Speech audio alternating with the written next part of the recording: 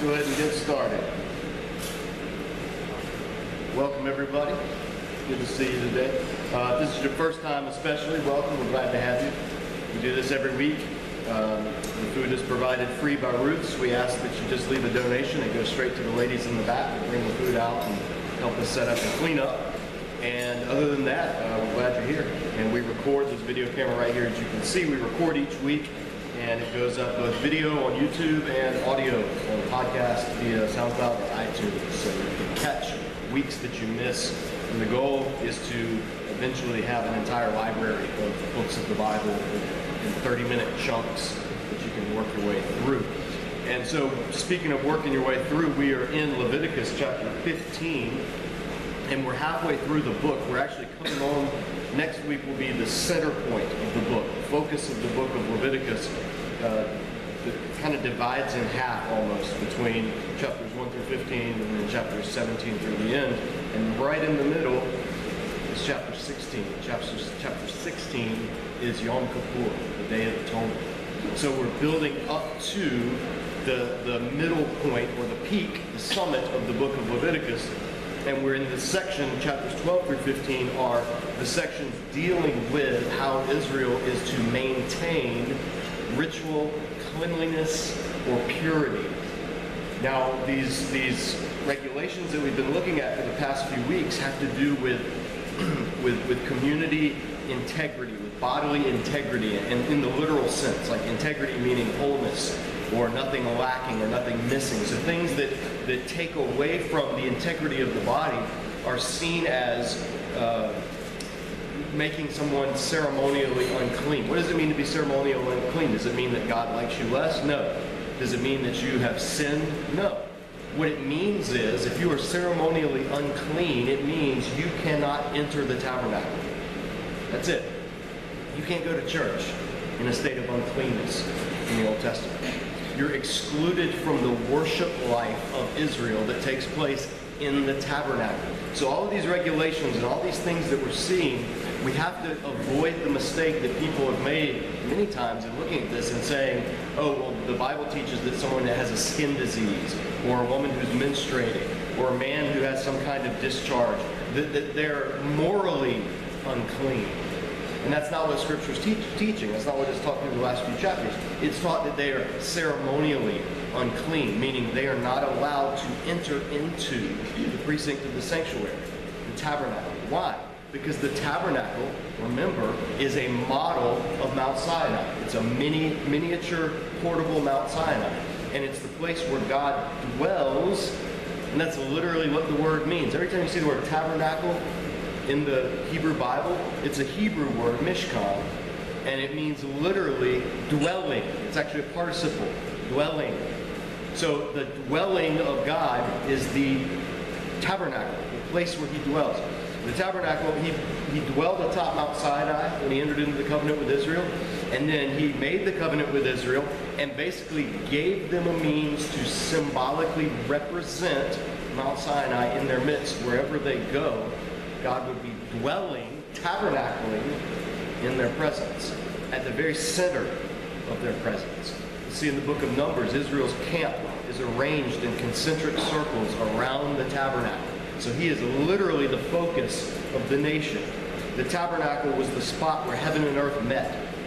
It was a spot where God's actual tangible presence, his glory, that word sometimes used, his glory, dwelled among his people.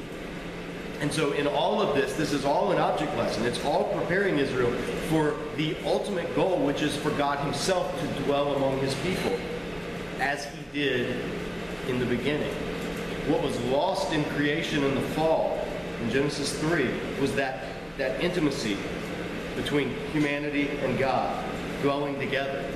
That was fractured. That was lost. And so all of Scripture is going to be God's plan to restore that dwelling. But he doesn't do it all at once. There's this huge plan, this huge meta-narrative that spans Genesis to Revelation that shows God working through history on a much bigger scale than we imagine to bring back all of creation into fellowship with himself. So things he's doing all the way back here in Genesis, Exodus, and Leviticus are prefiguring the ultimate thing that he's going to do one day when the new heavens and the new earth are brought into being. Jesus returns when the ultimate dwelling, that's what Revelation ends with, is it says, look, the dwelling of God is with his people. And that's what's so amazing about it. There's no more temple. There's no more tabernacle. If you read, I have a whole study on the book of Revelation. If you ever want to look through it or go through that book, it's amazing how much Genesis, Exodus imagery permeates the book of Revelation. And the goal of it is God dwelling with his people together. No more separation because of sin and decay and death and all of these things. So in the meantime, we're still back here in about 1400 BC. And what God is doing is he's giving them object lessons.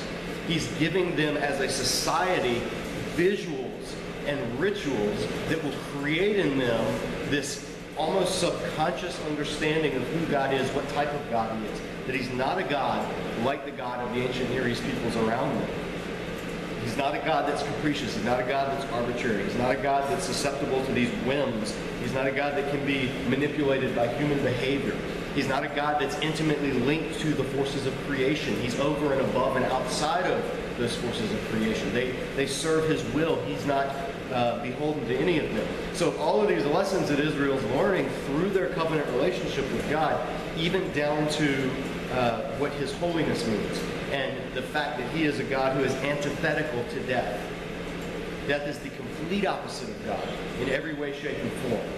God is the God of life. So things that have to do with life and death have powerful symbolic theological significance, and they're built into how this whole sanctuary system that Israel lives under is set up. So when you enter Leviticus, you're entering into a world of symbols and types and shadows that had meaning for them at the time, very real meaning for them at the time, but now through the flow of history and looking back through the lens of Jesus and the cross, they have even greater meaning for us today in terms of their richer symbolism and the theology. So we appreciate their in order to appreciate the fullness of what Leviticus is doing, we have to first understand what it was saying to them. Then we view it in light of what happens in the new covenant with Jesus, and then that informs us today of the character, purpose, being, nature, all of that stuff of God. So last week we looked at, this is the final section of these rules about purity. And the last week we looked at the section, chapter 15 is a chiasm, A, B, C, B, A, is how it's set up. So it deals with, in order, it deals with things that make a man unclean. Then it deals with normal sexual functions of a man. Then it deals with the sexual relationship of man and woman together. Then it deals with the normal sexual functions of woman. And then it deals with a woman with a disease that's unclean as well. So it kind of has this beautiful pattern that's clear in the text.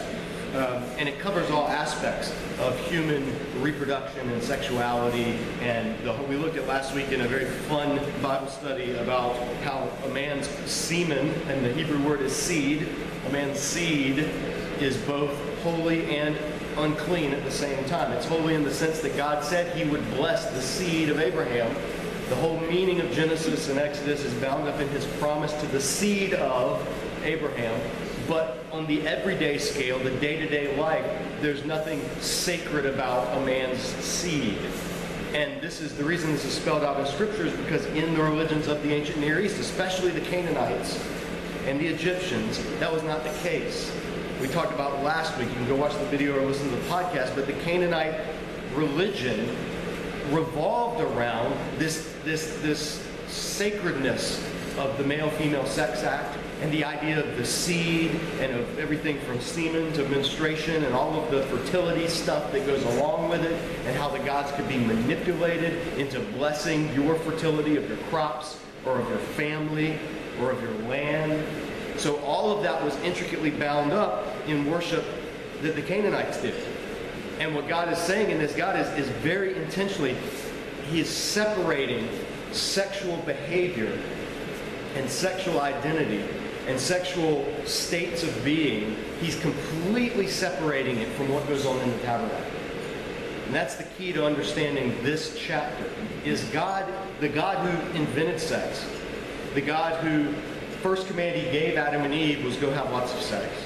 The God who has a whole book in the Bible that celebrates the pleasure of sex, no mention of reproduction at all, just flat out pleasure of sex in the Song of Solomon. So God is very much pro-sex in the Bible, very much. It's his idea, it's his thing, it's almost sacramental in its nature. However, at the same time, and paradoxically, God demands in the Old Testament that the sexual act have nothing to do with what goes on in the tabernacle. And this is mind-boggling for people in the ancient Near East and even cultures today. I go to India every year, and you can see, like, it's an interesting country because there's a lot of propriety in India. Like you're not allowed, actresses in Bollywood, they don't kiss on camera. Like, you don't see couples kiss in Bollywood movies.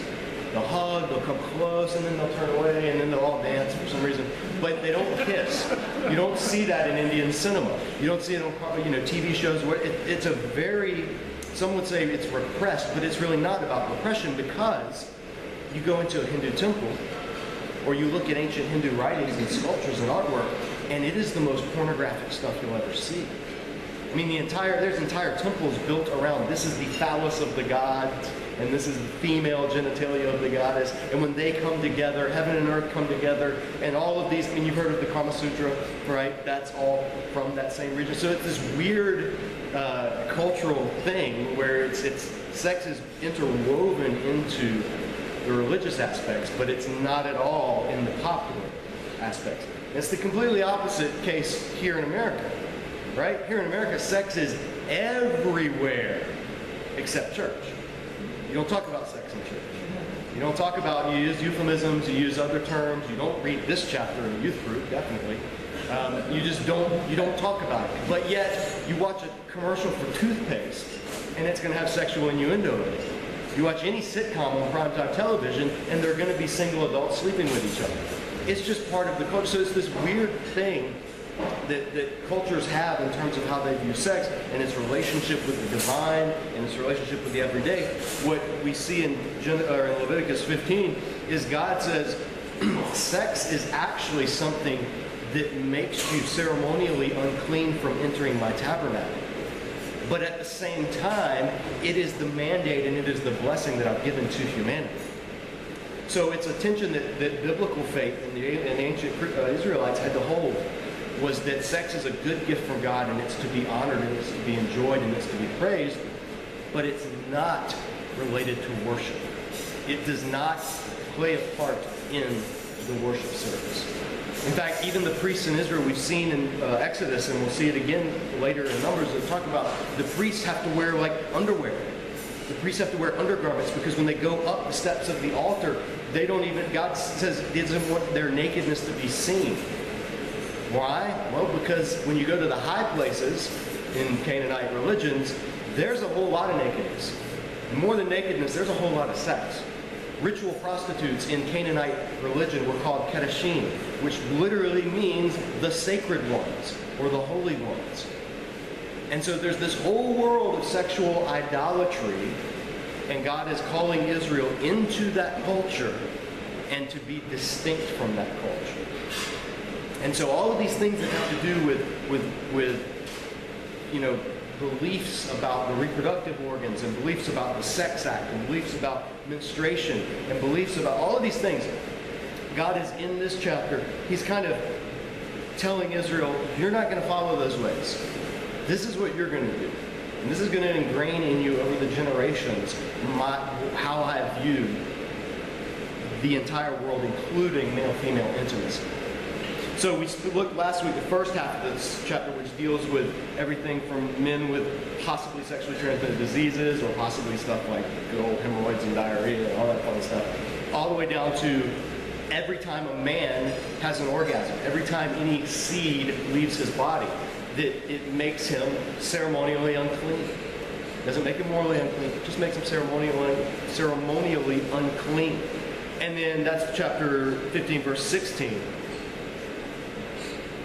And it says, when a man has an emission of seed, or semen in your Bibles, he must bathe his whole body with water. He will be unclean till evening. Any clothing or leather that has semen on it must be washed with water and will be unclean till evening. That's it.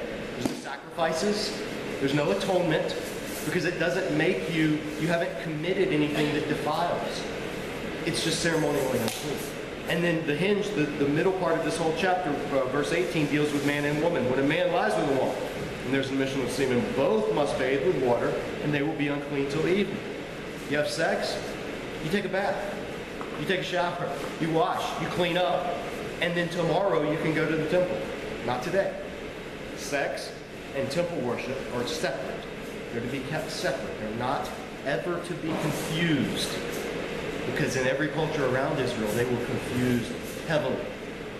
So God's delineating here. Then it goes on to talk about women. It says, when a woman has her regular flow of blood, the impurity of her monthly period will last 7 days. Anyone who touches her will be unclean till evening. Anything, and this parallels the previous section in this chapter. Anything she lies on during her period will be unclean. Anything she sits on will be unclean.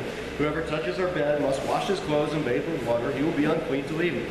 Whoever touches anything she sits on must wash his clothes, bathe with water, and he will be unclean till evening. Whether it's the bed or anything she was sitting on, when anyone touches it, he'll be unclean till evening.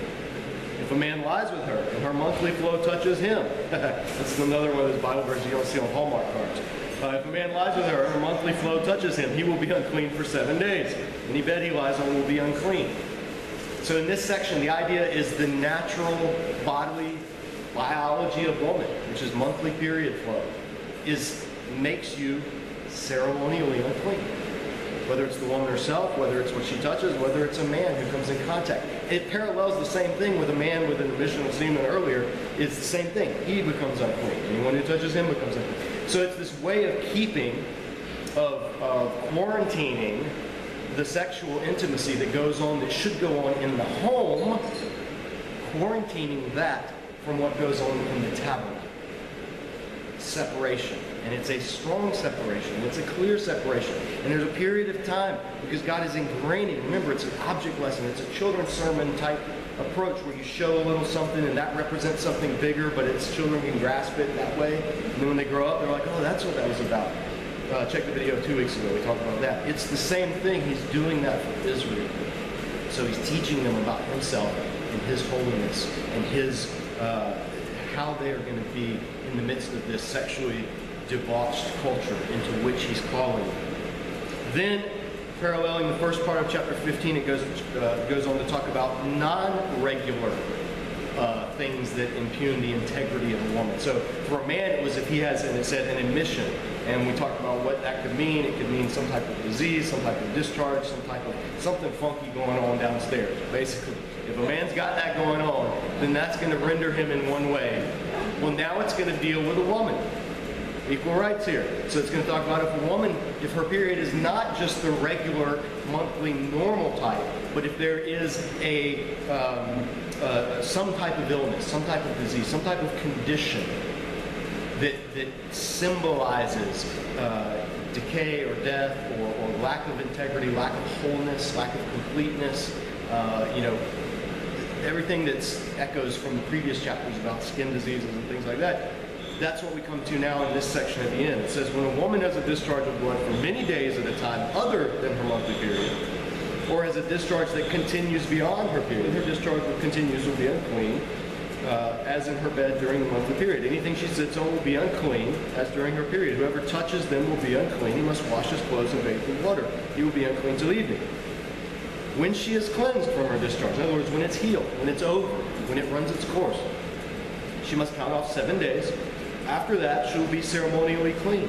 So on the 8th day, she must take 2 doves or 2 young pigeons, bring them to the priest at the entrance of the tent of meeting. The priest is to sacrifice one for a sin or purification offering, and the other for a whole burnt offering. In this way, he will make atonement for her before the Lord for the uncleanness of her discharge. So that's the penalty. That's it.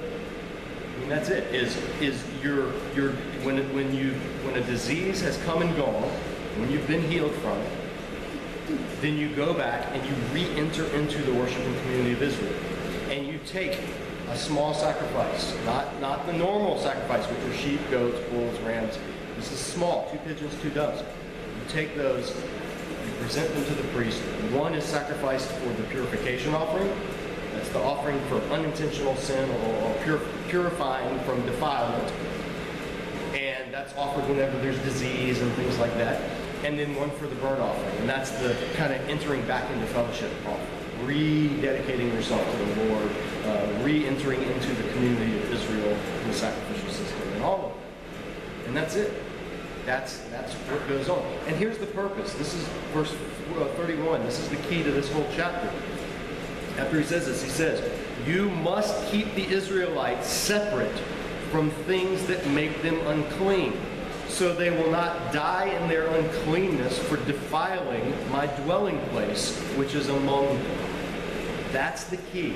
That's what God is concerned about in this chapter and this whole section of chapters 12 through this one. The whole section. God's holiness and his purity are overwhelming. They are powerful. They are strong. And sin coming into contact with the holy is destroyed. It's consumed. It's blasted away. And so what God is doing is he is providing the means by which people who are fallen and who are sinful can enter into his presence in a way that doesn't destroy them. He's giving them a, you know, if you watch people that study volcanoes, like on National Geographic, where you see the people that study volcanoes, and they put on those like, it looks like tinfoil, but they're those heat-resistant suits, and they're huge and bulky, and they go, and they can still only get like a few feet from the lava flow, just enough to get a sample, and then get back. Because if they approach the lava flow without that suit, they would burn up. They would be roasted. That's a much better image of the purity and holiness of God than anything about not smoking, not cussing, not drinking, not dancing. The holiness of God is that, think of it as that lava flow, as that consuming fire, that blast furnace. And the sacrificial system and the whole covenant setup is that suit, that way of putting on a fireproof suit so that you can approach and come near to God. Not fully. God still resides in the Holy of Holies, and not everybody can go in the Holy of Holies. Only one person once a year on the Day of Atonement, which is next chapter, can do that. But this is so that the people of Israel can get close to the source of that holiness in the presence, in the precincts of the tabernacle.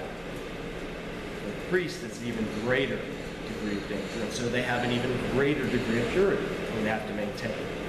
For the people, they're not getting as close as the priest. They're getting a step away, so the purity they maintain isn't quite as all-encompassing. But the whole ultimate goal of this is because even the people are to the outside world what the priests are to the people of Israel. The people of Israel are a nation, a kingdom of priests. They are to be the mediator between God and the nations who don't know God. So all of this is big picture stuff of what God's trying to do, trying to create with his people through these sacrificial rituals. So Leviticus chapters 12 through 15, they aren't about hygiene, although they do have a lot to do with things that we would consider hygienic. They aren't about disease control, although they do have some practices that would cut down on the spread of diseases in Israel. They aren't about moral purity. They aren't about sinning and unrighteousness and things like that. Although some of the things do touch on unrighteousness, and some of the things that people could become defiled by are sinful, but not all of them. Chapters 12 through 15 are about ritual purity for people who are using this thing that God has given them, that he spent the first 11 chapters showing, which is the tabernacle. Leviticus, remember, it's the instruction manual, it's the user manual for the tabernacle. Like you pop open the glove compartment of your car and there's a user's manual for your car. So this would be the equivalent of the tabernacle. You open the Ark of the Covenant, and one of the, no, that's not in there actually. You open the Ark of the Covenant, your face melts off, as we saw in Indiana Jones. But you get the idea. Leviticus is the equivalent of that. It is the, hear Israel, not priests, because it doesn't say, hey, Moses, just tell Aaron and keep it secret from all the people. No. Tell the people of Israel, these are the regulations. There were no secret things that only the priests knew that had to do with the covenant. It was all common knowledge for everyone. It was written down. So priest and layperson alike knew what was going on. It was teaching them about the holiness of God. from in every aspect of their life, from the things they ate, to the diseases on their skin, to the diseases on the walls of their house, we talked about, to ritual impurities, to what happens in the bedroom. All of it resonates in the kingdom of God. There's no area of life that's not holy in some regard, or that doesn't have contact with the holy. So that every aspect of Israel's life was to be different than the surrounding nations. They were to be a unique people. And that's what transcends the Old Covenant into the New Covenant, is the calling. So the way Israel was unique in the Old Covenant was through the rituals and the laws and the prescriptions and the tabernacle and the ceremonies. Those were the things that God gave Israel in the first millennium BC and second millennium BC. He gave those to Israel for them to be holy in their setting. All of it pointed towards the coming of the Messiah, who would then be Emmanuel, which literally means God with us, who would become flesh and dwell among his people, as John says in John 1, and that word dwell is the word tabernacle. So all of it, Jesus would come on the scene, and Jesus would bring that era of the covenant, the Mosaic covenant, to its full conclusion. He wouldn't abolish it, he would complete it. Huge difference. Once he completed it, then he would inaugurate, through his own self-sacrifice, through his own purity and holiness, through his own covenant keeping, he would inaugurate the new covenant. And the new covenant would do for the world what the old covenant was to do, which is to bring and spread knowledge of God throughout the world. And it would do what the old covenant did in calling the holy people of Israel. It was the same people, the seed of Abraham. It was continuous with the old covenant.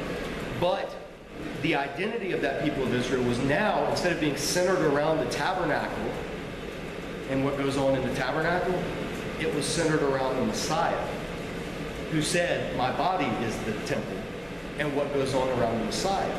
So now no longer did it mean that to be part of that community you had to be one of the tribes of Israel, or you had to do an elaborate ritual where you enter into and become one of the tribes of Israel through conversion.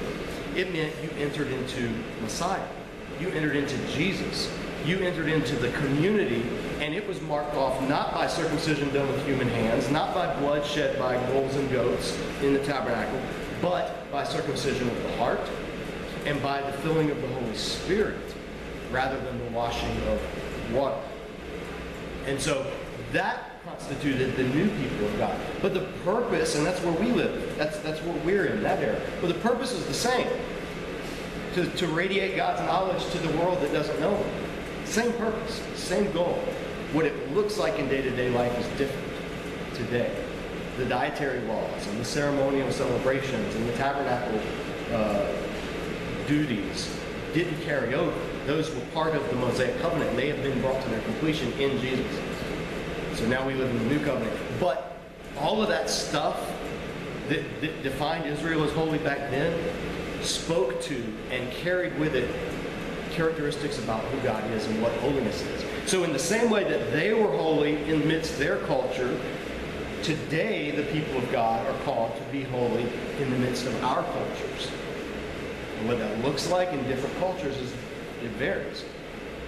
And that's what the whole New Testament spells out. The whole New Testament is letters by apostles to churches or individuals in the world, in their communities, on how to be New Covenant Israel. That's the whole New Testament. Every letter, everything after the Gospels, that's all it is. And so that's where we live now. But if we don't have the understanding, the original covenant, if we don't understand what was going on there, if we don't understand the purpose of it and the theology and the symbolism, then we miss a lot of what we're called to in our setting today. So it ends, it says, these are the regulations for a man with a discharge, for anyone made unclean by an emission of seed, for a woman in her monthly period, for a man or woman with a discharge, or for a man who lies with a woman in her ceremonial uncleanness. And that's it. It's the purity laws in Leviticus, or the purity regulations in 12 through 15, have started with what you eat, what goes into you, and they've ended with what goes out of you, without getting too graphic. And it's covered everything in between. And so now we're ready for the next chapter, which is previewed by that little hinge verse right before this about the holiness of the tabernacle, how to keep it from being defiled, lest people die. Now, next week, chapter 16, we'll look at the ceremony that was done once a year that would basically do for the tabernacle the equivalent of, remember Etch-a-Sketch? Remember Etch-a-Sketch? With the two knobs and it makes a drawing. So it would get all, discombobulated and you'd mess up and it wouldn't look like what you want. What do? You shake it. You pick it up and just, and then what's left? Clean slate. Next week, that's what Yom Kippur, that's what the Day of Atonement would do for the tabernacle, and by extension for all of Israel itself. It would be the yearly Etch-a-Sketch shake ceremony. Or pick any other metaphor you want. That was just the first one that popped into my head. So, come back next week. We'll look at Leviticus 16. It's 1 o'clock on the dot. We are done. Have a great week, and hope to see you back here. Thanks.